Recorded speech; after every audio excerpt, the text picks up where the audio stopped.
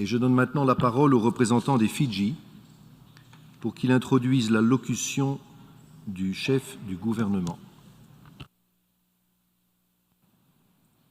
Mr. President, I'm deeply honored to introduce Fiji's Prime Minister, Minister for Foreign Affairs, Minister for Etoke Affairs, and Minister for Sugar and Forestry, Honorable Josaia Bainimarama, to address the 76th session of the United Nations General Assembly through a pre-recorded message. I thank you.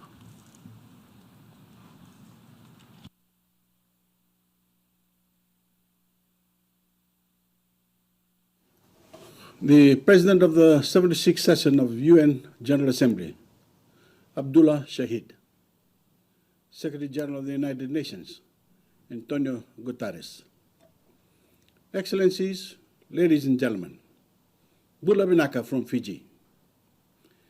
Excellencies, I've just stepped away from a session in our parliament, the beating heart of our 8-year-old true parliamentary democracy.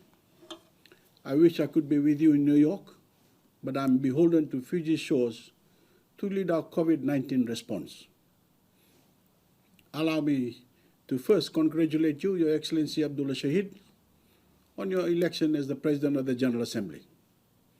The Fijian people, the stewards of 1.3 million square kilometers of blue Pacific, are proud to see the Maldives, another large ocean state, offer presidency to the international community. And to my friend, Secretary General Guterres, congratulations on your second term. Your re-election was a win for the planet, for the climate, and for the smaller states among us. Our multilateral challenges, UN 2.0. Your report to the UNGA on our common agenda is the blueprint for a future that is better, greener, and safer. And I would humbly add, bluer. We want that future for Fiji. We want islands inhabited by citizens who stand with nature and not against it. We want sustainable economic growth that is powered by clean energy and protected from the impacts of climate change. We want robust and resilient health systems, and we want good jobs and income supported by a green and blue economy. To succeed, our vision must become the vision of humanity, because our fate is the world's fate. The world's present course leads nowhere near the future we want for ourselves. A deadly pathogen is burning through humanity like a bushfire, and inequity is fanning the flames. This year alone, climate-driven floods, heat waves, fires, and cyclones have killed hundreds and inflicted unsustainable economic damage. We humans are the cause, but we are refusing to become the solution. This grave moment is not without parallel.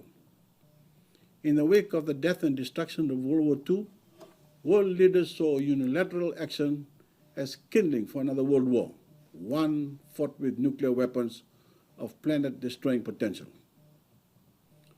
They answered that challenge with the genius of this multilateral system. Our challenges are different, but the stakes are alike. Mr. Secretary General, your recommendations in our common agenda are spot on. We must meet this moment with a new UN, a new energy, new resources, and new bonds of trust with the people this institution serves.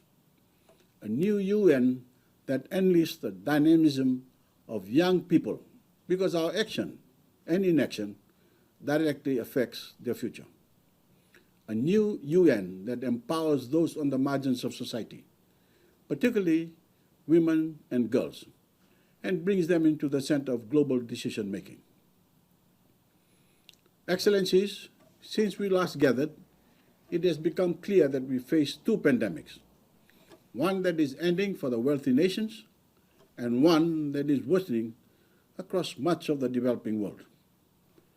That widening chasm can be measured in lives lost and years of economic progress undone. Across the global south, what the world once branded as sustainable development is unraveling before our eyes. Hundreds of millions of jobs have been lost. hundreds of millions of people cannot access adequate food, and an entire generation has had their education disrupted. The wounds of this crisis will cripple us for years if left untreated. Fiji's experience shows how an equitable recovery can begin. It starts by getting jabs in arms fast. After one full year with 0 local COVID cases, the insidious Delta variant crept into our country and sparked a deadly second outbreak. After a slow start, while we scrambled to acquire enough vaccines, we are winning the battle. Over 98% of adults across our 110 populated islands have one jab of the vaccine, and more than 67% are fully vaccinated. We thank India, Australia, New Zealand, and the United States for helping us secure the doses we need. Our mission now is to recover the more than 100,000 jobs lost to the pandemic and to recoup a 50% loss in government revenues. Soon, Fiji will reopen to tourism and to regional and international business. We will look to accelerate investment trends, like increased digitization, that will modernize our economy and help it recover. But Fiji's victory over the virus will be short-lived unless the global community can accelerate vaccinations everywhere. It is appalling that wealthier countries are already considering third doses or boosters for their citizens, while millions of people, including frontline healthcare workers in the developing world, cannot access a single dose. Globally, thousands of lives are still being lost every day to the virus. The majority represent our collective failures to make vaccines available to developing countries. Vaccine nationalism must end.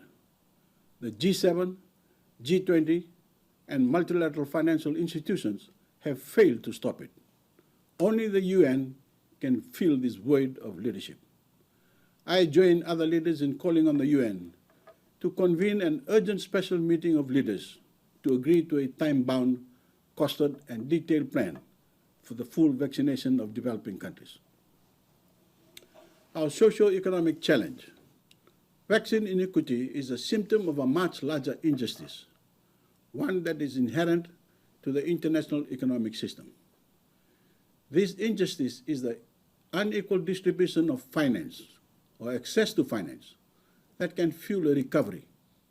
While wealthy nations have propped up their economies by printing and investing trillions at near zero interest rates, developing nations, particularly small states, have had to borrow at punitive rates to simply keep our people alive, fed and healthy. Through the pandemic, my government rolled out the largest cash transfer program in our history, providing hundreds of millions of dollars in unemployment benefits to nearly 1/3 of Fiji's adult population. We even expanded some of our social protection programs, including pensions for the elderly and financial support for the differently abled and other vulnerable communities. The alternative was mass destitution, which we could not accept.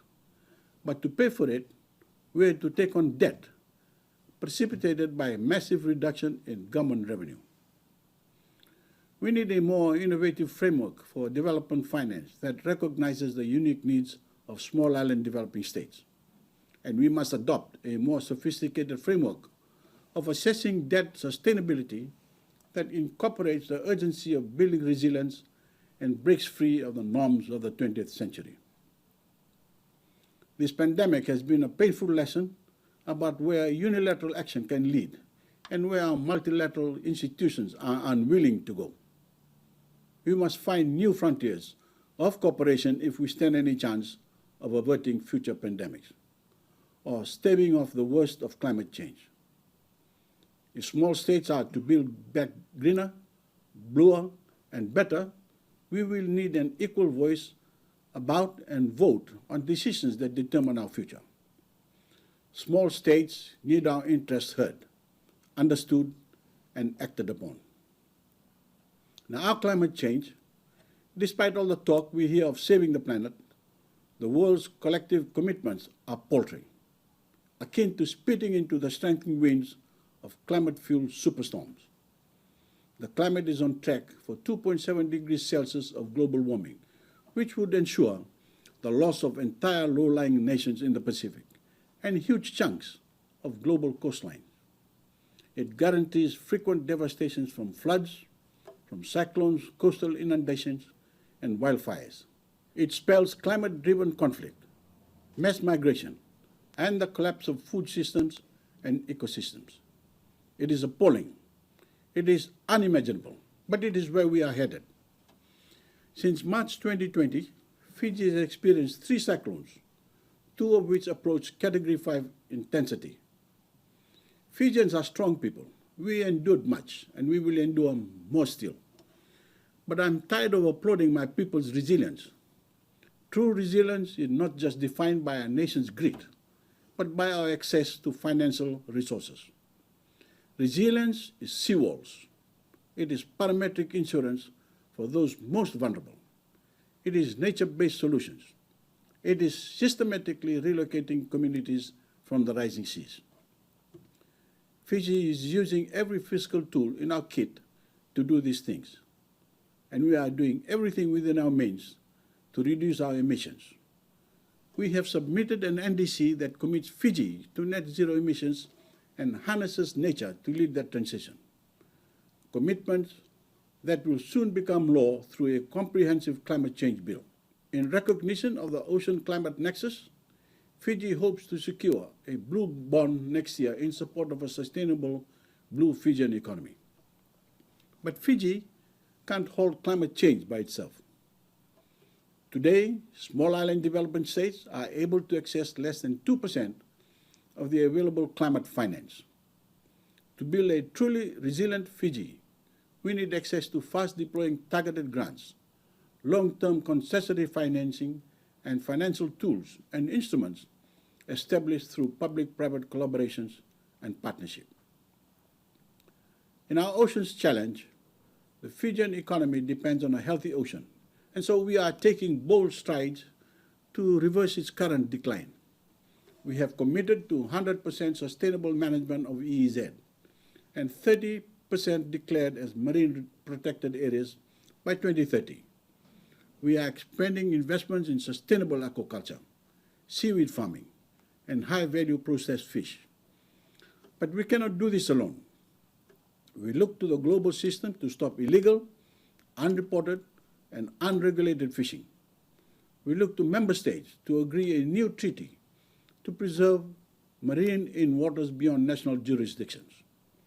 We need global greenhouse gas emissions to fall dramatically and quickly. At COP26, we expect the ocean's pathway will be locked into the UNFCCC processes.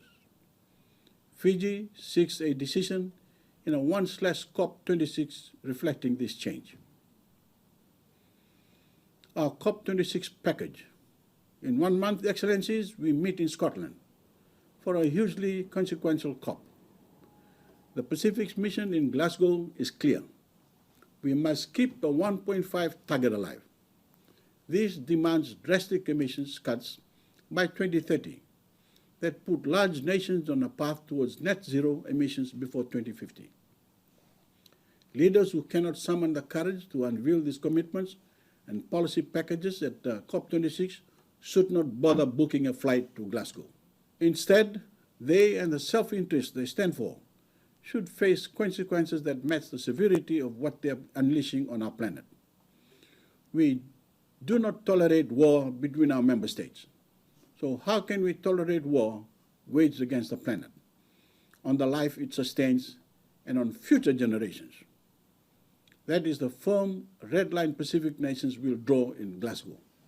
We are demanding net zero emissions and accepting zero excuses. And Excellencies, at COP26, the Global North must finally deliver on $100 billion per year in climate finance and agree to a pathway to increase financing commitments to at least $750 billion per year from 2025 forward. If we can spend trillions on missiles, drones, and nuclear submarines, we can fund climate action. It is criminal that vulnerable Pacific small island developing states can access a mere 0.05% of the climate finance currently available to protect ourselves from an existential crisis we did not cause. Mr. President, these are the challenges we face at this UNGA and at COP26. We must find the courage to face them squarely. The consequences of not doing so are simply unthinkable. We will see you in Glasgow. Thank you.